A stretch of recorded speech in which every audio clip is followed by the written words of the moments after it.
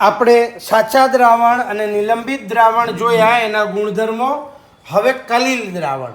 કલીલ દ્રાવણ એટલે આ બંનેની વચ્ચેની અવસ્થા.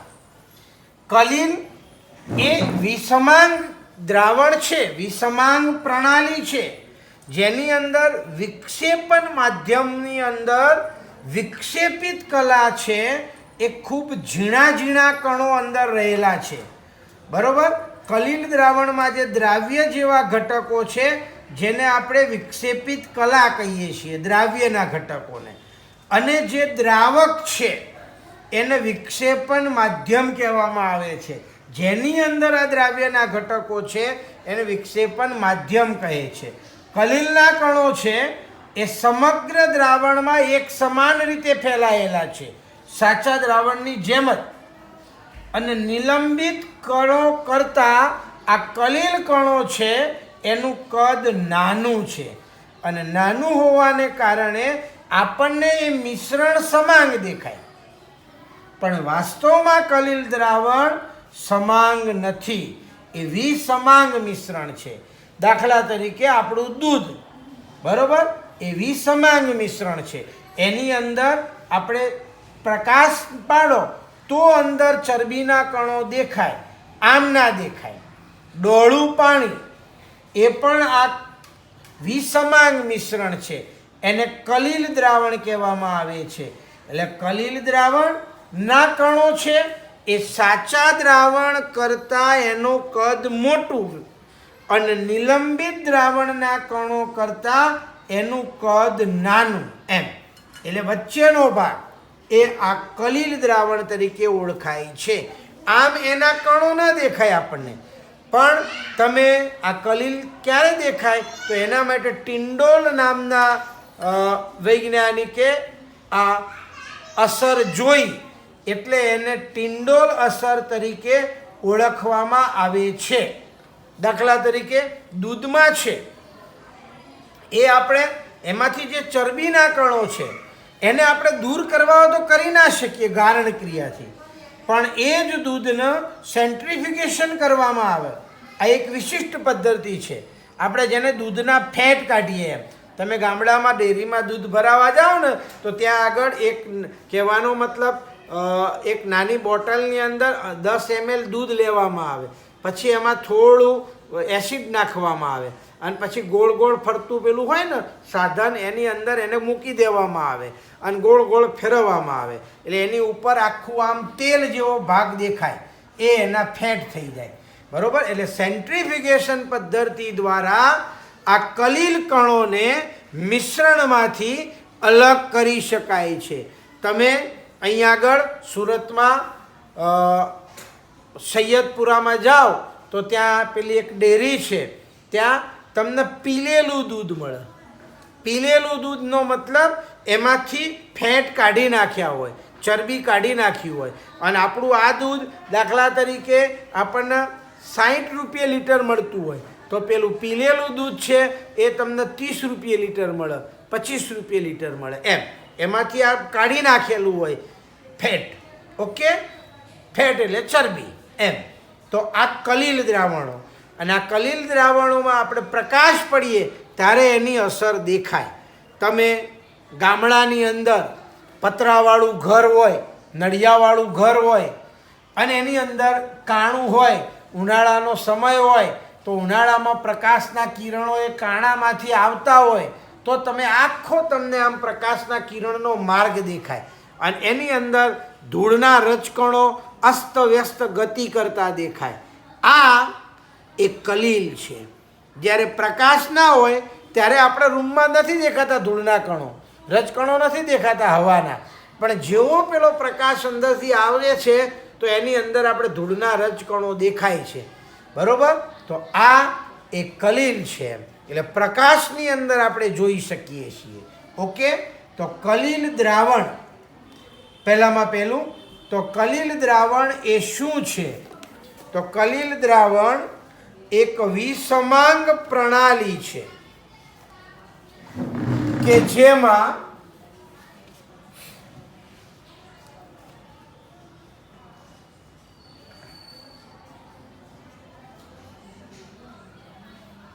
કલિલ દ્રાવણ એક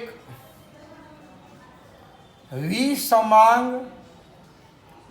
પ્રણાલી છે જેમાં વિક્ષેપણ માધ્યમમાં વિક્ષેપણ માધ્યમ એટલે દ્રાવક વિક્ષેપણ માધ્યમમાં વિક્ષેપિત કલા એટલે દ્રાવ્ય ના ખૂબ કહેવાનો મતલબ ઝીણા ઝીણા કણો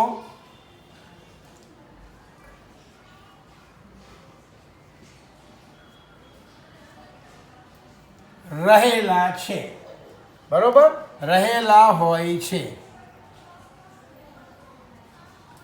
જેને નરી આંખે જોઈ શકાતા નથી, પરંતુ પ્રકાશના માર્ગમાં તેને જોઈ શકાય છે, બરોબર. આવા દ્રાવણને કલિલ દ્રાવણ કહે છે. હવે આ કલિલ દ્રાવણની અંદર જે યાદ રાખજો, દ્રાવ્યના કણો એ વિક્ષેપિત કલા છે અને દ્રાવકના કણો એ વિક્ષેપણ માધ્યમ છે. યાદ રાખજો.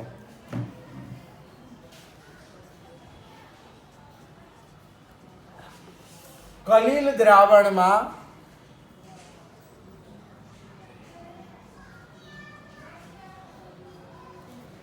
દ્રાવ્ય જેવા ઘટકને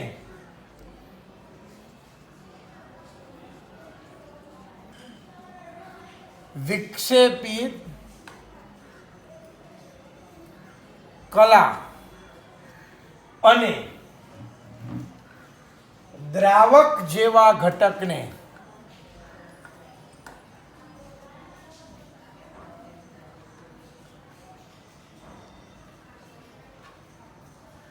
વિક્ષેપણ માધ્યમ કહે છે. આમ તો દ્રાવક શબ્દ ન લખાય, પણ કહેવાનો મતલબ આ વિક્ષેપણ કલા જેવા ઘટકો જેમાં હોય એને વિક્ષેપણ માધ્યમ કહેવામાં આવે છે. આ કલિલના કણો એ સમગ્ર દ્રાવણમાં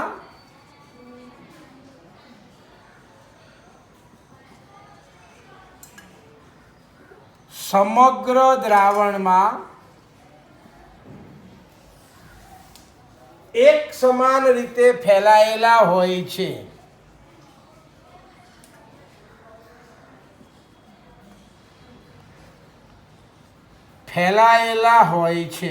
અને એક સમાન રીતે ફેલાયેલા હોય છે અને કહેવાનો મતલબ આ જે કલિલના કણો છે એનું કદ નિલંબિત કણો કરતા એ મોટું છે. યાદ રાખજો. અને કહેવાનો મતલબ સાચા દ્રાવણના કણો કદ કરતા મોટું અને નિલંબિત કણો કરતા નાનું. અહીંયા કલિલ કણોનું કદ નિલંબિત કણો કરતા નાનું હોય છે. યાદ રાખજો, એના કરતા નાનું હોય છે. તેથી આપણને મિશ્રણ સમાંગ દેખાય છે.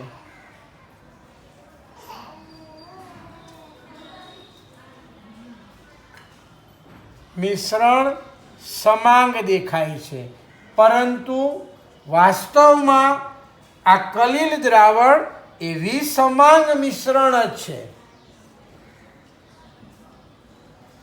વાસ્તવમાં કલિલ દ્રાવણ વિસમાંગ મિશ્રણ છે. યાદ રાખજો, વિસમાંગ જ મિશ્રણ છે એમ. દાખલા તરીકે આપણે એના ઉદાહરણ, તો દાખલા તરીકે દૂધ આ કલિલ દ્રાવણ છે. પછી ડહોળું પાણી આ પણ કલિલ દ્રાવણ છે. આમ ઓકે, તો આ કલિલ દ્રાવણની વાત થઈ. હવે આપણે એના ગુણધર્મો લખવાના છે. તો કલિલના ગુણધર્મો.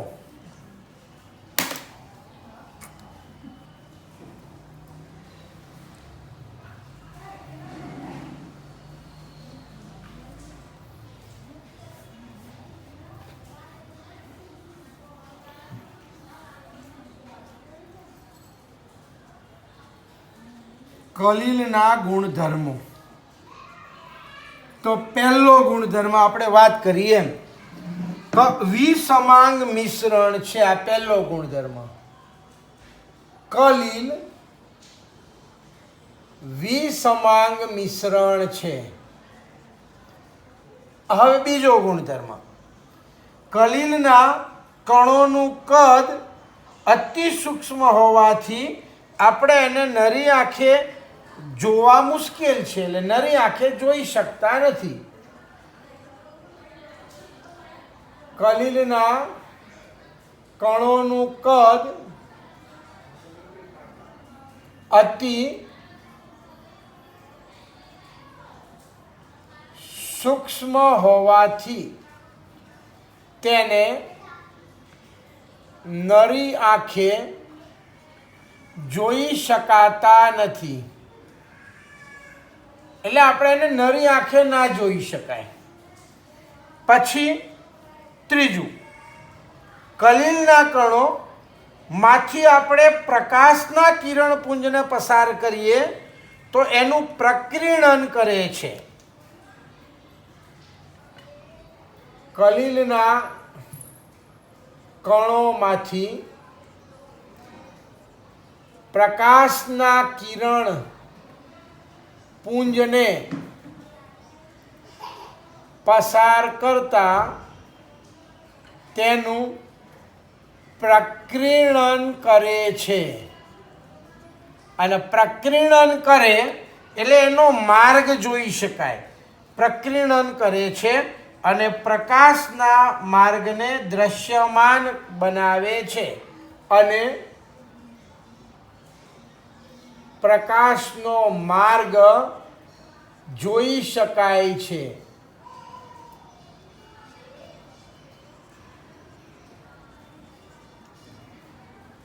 ચોથું, કલિલના કણોને કોઈ પણ પ્રકારની ખલેલ પહોંચાડ્યા વગર મૂકી રાખવામાં આવે તો એ પાત્રના તળિયે બેસી જતા નથી. એમ અહીંયા કલિલને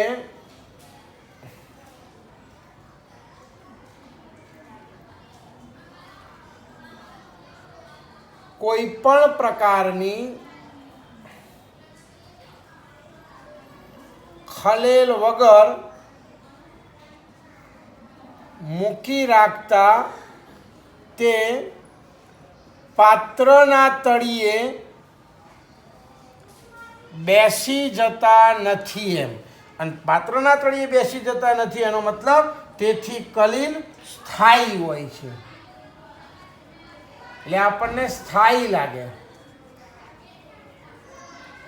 સ્થાયી હોય છે એમ.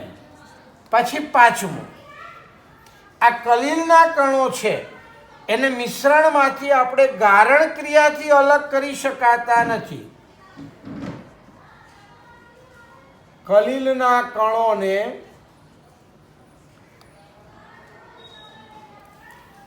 તેના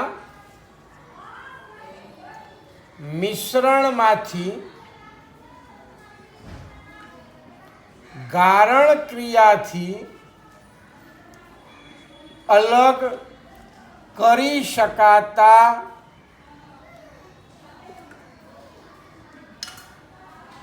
કરી શકાતા નથી, પરંતુ અમુક વિશિષ્ટ પદ્ધતિઓ છે. બરોબર? કઈ પદ્ધતિ? તો સેન્ટ્રીફ્યુગેશન.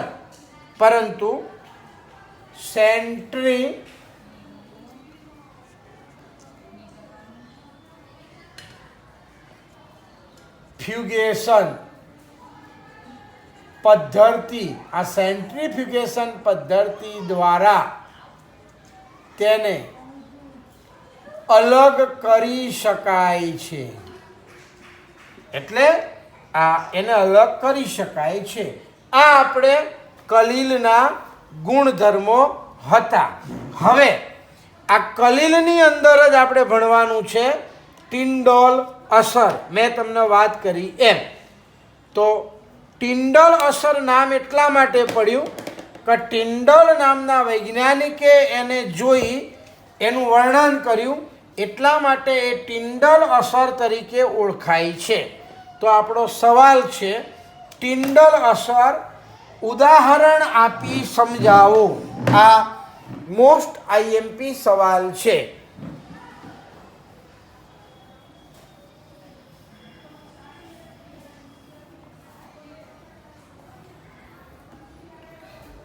ટિન્ડોલ અસર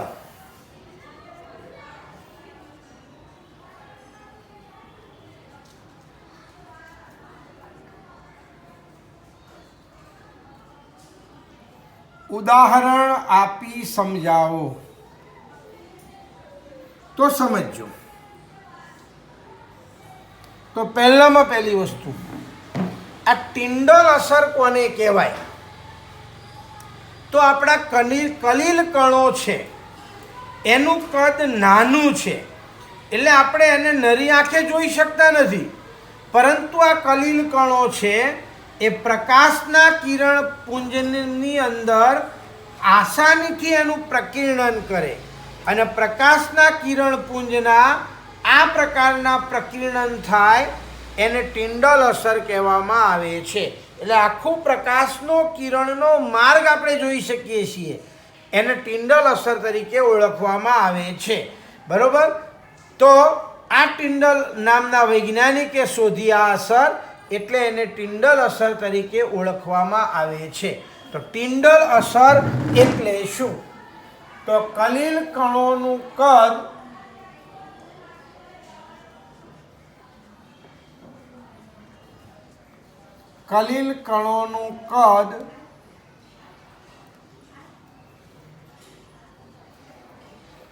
નાનું હોવાને કારણે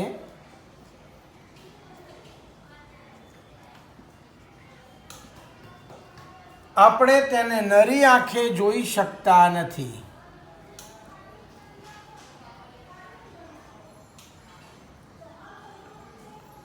નરી આંખે જોઈ શકતા નથી. પરંતુ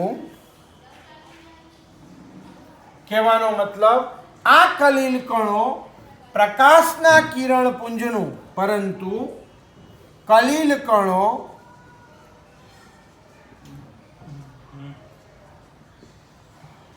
પ્રકાશના કિરણ પુંજનું, કિરણ પુંજ એટલે કિરણોનો સમૂહ, તો આ પ્રકાશના કિરણ પુંજનું આસાનીથી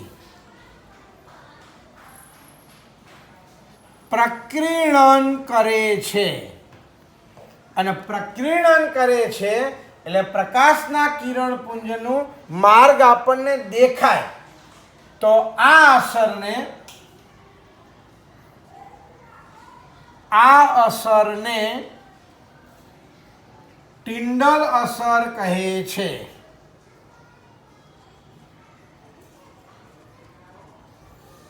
ટિન્ડોલ અસર કહે છે. બરોબર? આ અસર ટિન્ડોલ નામના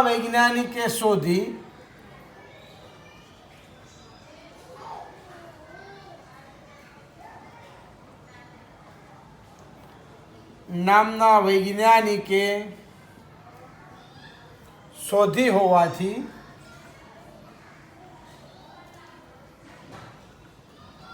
તેને ટિન્ડોલ અસર કહે છે. યાદ રાખજો. હવે આપણે એના ઉદાહરણ, તો આપણે એના ઉદાહરણમાં યાદ રાખજો કે જ્યારે સૂર્ય કા પ્રકાશનું કિરણ, આપણે મેં તમને વાત કરી, રૂમ હોય, ઓરડો હોય, એમાં છિદ્રમાંથી અંધારા ઓરડામાં પ્રવેશ્યા તો આપણે આખો એનો માર્ગ દેખાય છે, તો આ એ ટિંડોલ અસર છે. બીજું, હવામાં ધૂળ અથવા ધુમાડાના કણો છે એ આમ ના દેખાય, પણ પ્રકાશના કિરણપુંજની અંદર એનું પ્રકીર્ણન થાય એટલે આપણને એ જોઈ શકાય છે, એટલે આ ટિંડોલ અસર છે.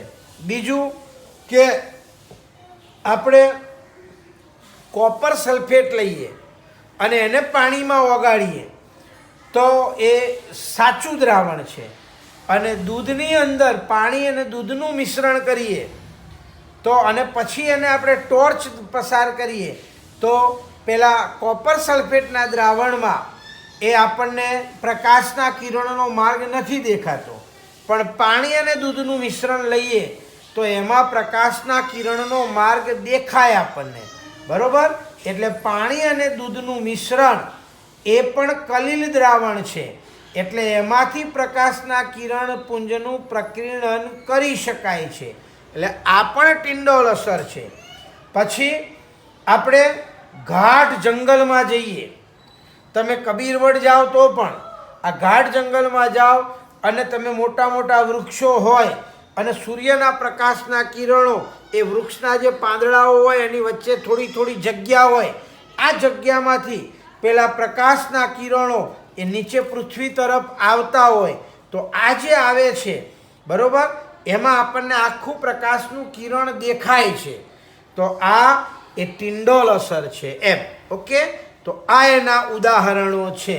તો હવે ટિંડોલ અસરના ઉદાહરણો.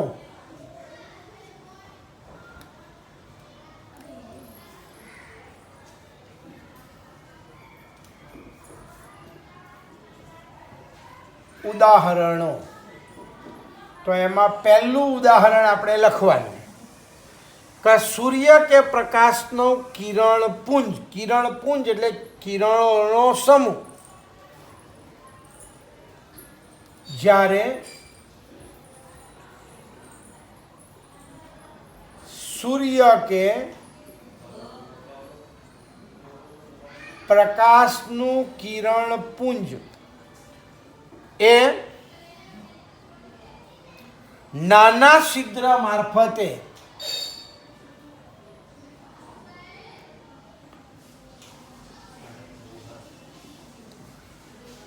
અંધારા ઓરડામાં પ્રવેશે છે,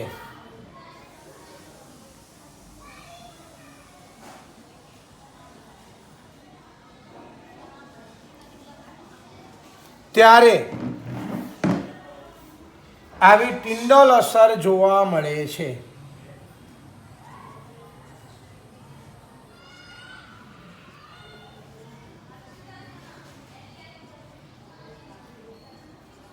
બીજી વસ્તુ કે હવામાં ધૂળ અને ધુમાડાના કણોને કારણે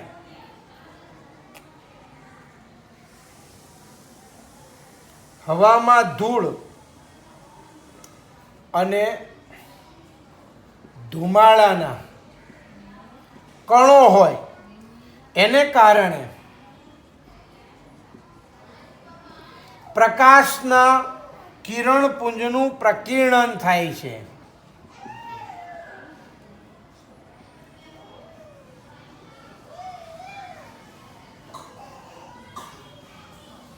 પ્રકીર્ણન થાય છે, બરાબર.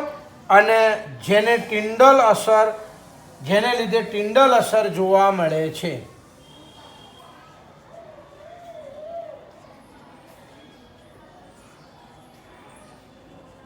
જેમાં પ્રકીર્ણન થાય એ બધામાં ટિંડોલ અસર જોવા મળે. ત્રીજું, પાણી અને દૂધના મિશ્રણમાંથી, કહેવાનો મતલબ પ્રકાશનું કિરણ પુંજનું પ્રકીર્ણન કરે છે. પાણી અને દૂધનું મિશ્રણ કલિલ દ્રાવણ હોવાથી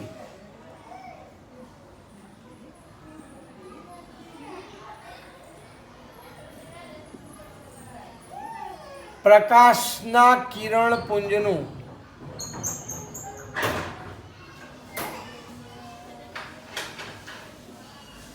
પ્રકીર્ણન કરે છે અને પ્રકાશના કિરણપુંજનું પ્રકીર્ણન કરે પરિણામે ટિન્ડલ અસર જોવા મળે છે.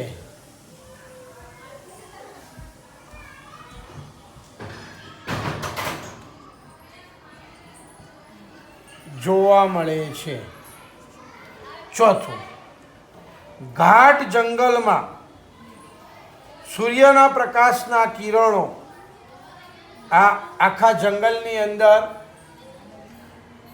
અહીંયા ઘાટ જંગલમાં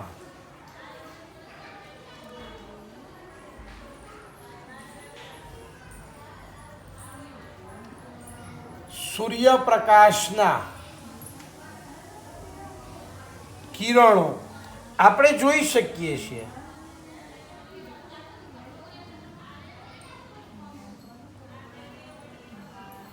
પસાર થાય ત્યારે ટિન્ડલ અસર જોઈ શકાય છે.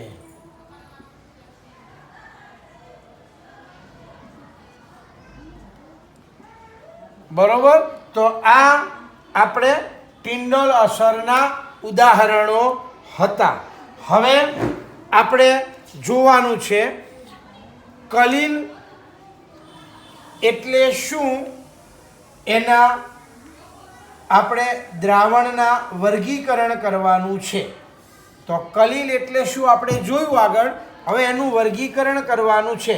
તો કલિલની અંદર જે વિક્ષેપણ માધ્યમ છે અને જે વિક્ષેપિત કલા છે, વિક્ષેપિત કલા એટલે જે દ્રાવ્ય કણો અને જેમાં હોય એને વિક્ષેપણ માધ્યમ કહેવાય. આ બંનેના આધારે આપણે કલિલનો પ્રકાર પડે છે.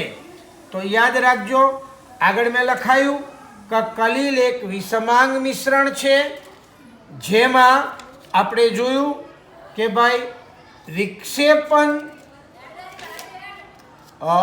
માધ્યમમાં વિક્ષેપિત કલાના ખૂબ ઝીણા ઝીણા કણો રહેલા હોય છે.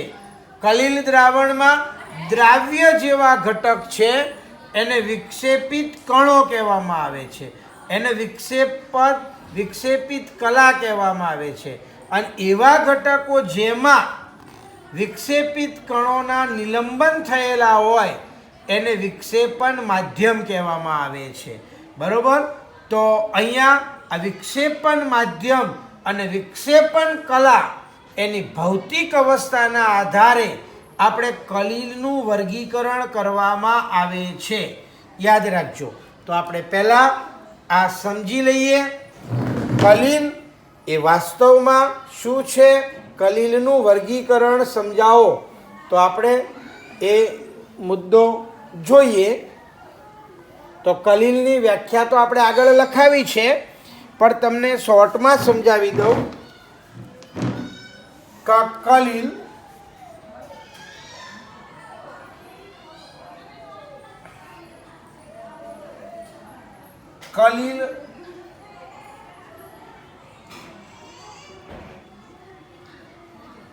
દ્રાવણોનું વર્ગીકરણ, આપણે વર્ગીકરણ જોવાનું છે. તો પહેલા સમજી લેજો, કલિલ એ વિષમાંગ પ્રણાલી છે.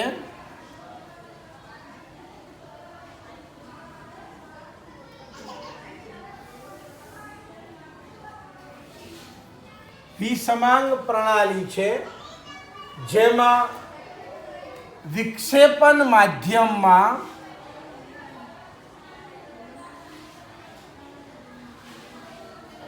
માધ્યમમાં વિક્ષેપિત કલાના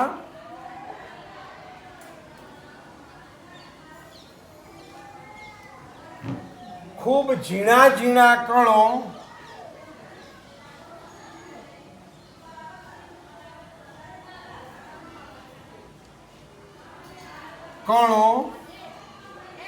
રહેલા હોય છે. બરોબર. હવે સમજો તો એમાં દ્રાવ્ય જેવા ઘટક હોય, કલિલ દ્રાવણમાં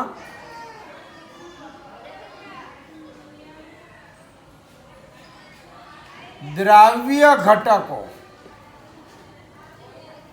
એને દ્રાવ્ય ઘટકને વિક્ષેપણ કલા કહે છે. અને એવો ઘટક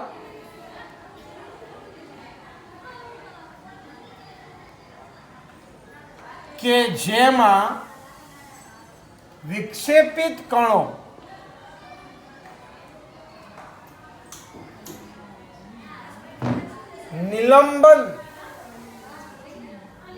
નિલંબિત થયેલા હોય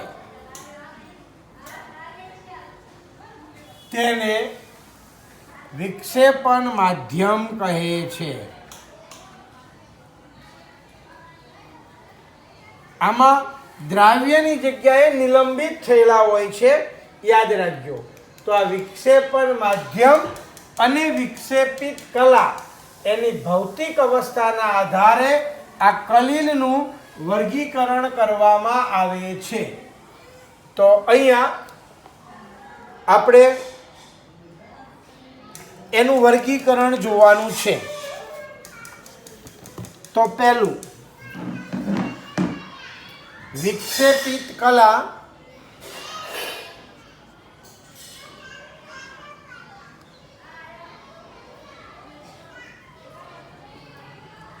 અને વિક્ષેપણ માધ્યમ ના ભૌતિક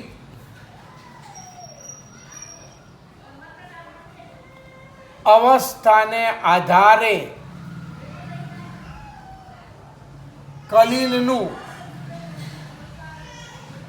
વર્ગીકરણ કરવામાં આવે છે.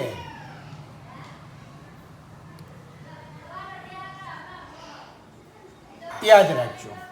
હવે એમાં આપણે આ પહેલામાં પહેલી વસ્તુ વિક્ષેપણ કલા, પછી વિક્ષેપ એટલે વિક્ષેપિત કલા, પછી વિક્ષેપણ માધ્યમ અને કલિલનો પ્રકાર.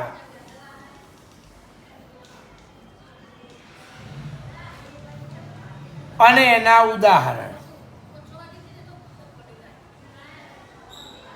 યાદ રાખજો, આટલી વસ્તુ છે આપણે એના ઉદાહરણ. તો પહેલું, આ વિક્ષેપિત કલા એટલે દ્રાવ્ય કણો પ્રવાહી સ્વરૂપે હોય અને આ વિક્ષેપણ માધ્યમ એ વાયુ સ્વરૂપે હોય. તો આ કલિલનો પ્રકાર એને એરોસોલ કહેવાય. એરોસોલ. અને એના ઉદાહરણ ધુમ્મસ, પછી વાદળ અને પછી ઝાકળ. આ એના ઉદાહરણ છે. આ પહેલી વસ્તુ છે.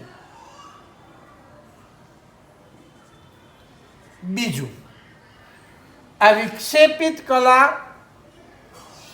એ ઘન સ્વરૂપે હોય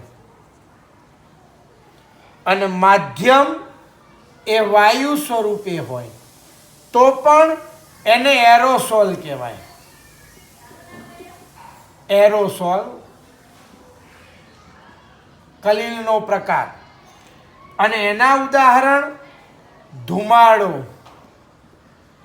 ધુમાડાની અંદર જે ઘન કાર્બનના કણો હોય, બરોબર, આ ફેક્ટરીમાંથી નીકળતો ધુમાડો છે અને વાહનોમાંથી નીકળતો ધુમાડો.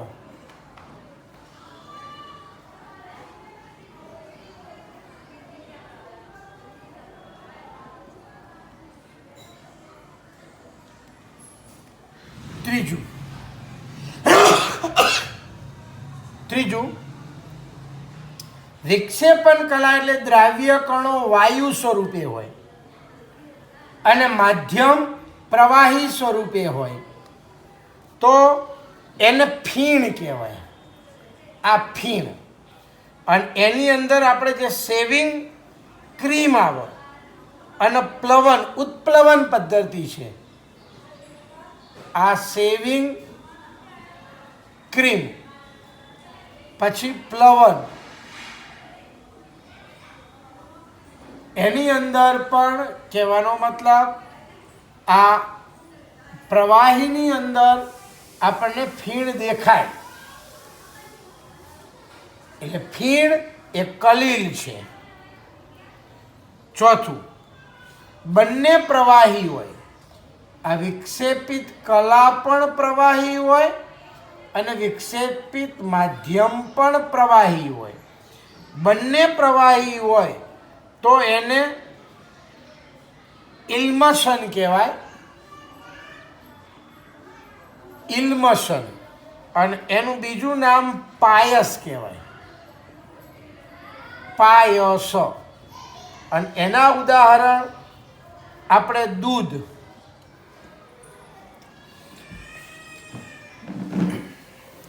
કલીલ દ્રાવણનું વર્ગીકરણ, એમાં વિક્ષેપિત કલા અને વિક્ષેપણ માધ્યમ આ બંનેના આધારે કલીલનો પ્રકાર થાય.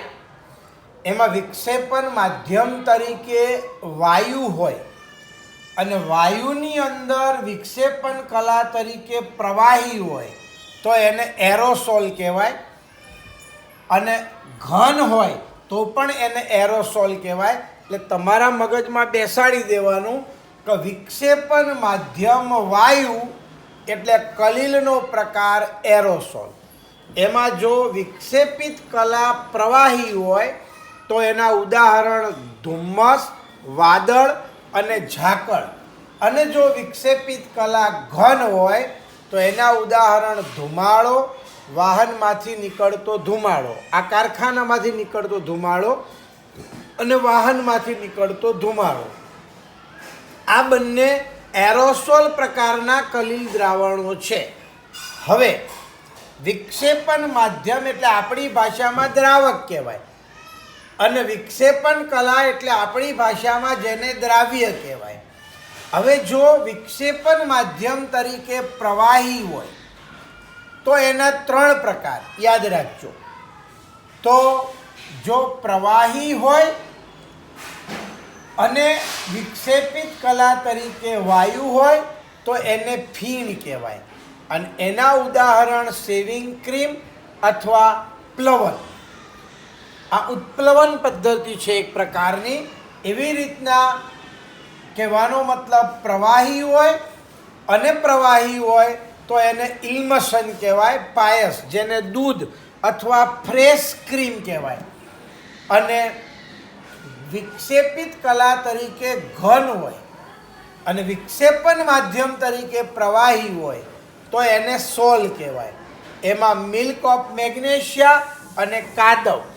પાણીની અંદર રેતી ભળે એટલે આપણે એને કાદવ કહીએ તો આ એને સોલ કહેવાય. એટલે આમાં ખાલી જગ્યામાં આ રીતના પૂછાય કે કાદવ એ ખાલી જગ્યા કલીલનો પ્રકાર છે તો સોલ.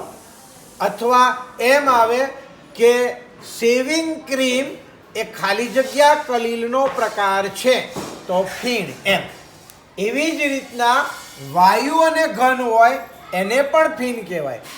એમાં ફીણ આવે, રબર આવે, વાદળી આવે, પ્યુમાઇસ આવે. પ્યુમાઇસ છે ને એક દરિયાઈ પથ્થર હોય, આમ અંદર કાણા કાણા જેવું દેખાય ને એવું. હવે વિક્ષેપિત માધ્યમ તરીકે ઘન હોય અને વિક્ષેપણ કલા તરીકે પ્રવાહી હોય તો એને જેલ કહેવાય. અને જેલની અંદર જેલી આવે, ચીઝ આવે અને માખણ આવે. બરાબર? એ જેલ કલીલનો પ્રકાર થયો. અને બંને ઘન હોય તો એને ઘન સોલ કહેવાય. એને ઘન સોલ. આમાં રંગીન જેમસ્ટોન આવે એટલે રંગીન પથ્થરો આવે. આપણે કહીએ ને કે ભાઈ ગુરુનો નંગ, શનિનો નંગ, શુક્રનો નંગ, મંગળનો નંગ, આ જે રત્ન પથ્થરો છે એ બધા ઘન સોલ છે. દૂધિયો કાચ હોય એ પણ ઘન સોલ છે. ઓકે, એટલે કલીલના પ્રકાર એમાં વિક્ષેપન માધ્યમ વાયુ હોય તો એનો પ્રકાર એરોસોલ. વિક્ષેપન માધ્યમ તરીકે પ્રવાહી હોય તો એના 3 પ્રકાર: ફીણ, ઉલ્મસન અને સોલ. અને વિક્ષેપન માધ્યમ તરીકે ઘન હોય તો એના 3 પ્રકાર: ફીણ, જેલ અને ઘન સોલ. આ યાદ રાખજો. આ તમને એક વાક્યમાં ખાલી જગ્યામાં એમ પૂછાય કે ધુમ્મસ એમાં વિક્ષેપિત કલા તરીકે ખાલી જગ્યા હોય છે તો પ્રવાહી, અને વિક્ષેપન માધ્યમ તરીકે ખાલી જગ્યા હોય છે તો વાયુ, અને ધુમ્મસ એ કલીલનો ખાલી જગ્યા પ્રકાર છે તો એરોસોલ. અથવા ઊંધું પૂછાય કે એરોસોલ કલીલનું ઉદાહરણ આપો તો તમે ગમે તે આપી શકો એમ, બરોબર. ઘન સોલ કલીલનું ઉદાહરણ આપો એમ પણ પૂછાય. તો અહીંયા આ હતું કલીલનું વર્ગીકરણ. ઓકે, હવે આપણે અલગીકરણ પદ્ધતિઓ વિશે ભણવાનું છે. મિશ્રણમાંથી ઘટકો છૂટા પાડવાની જુદી જુદી પદ્ધતિઓ.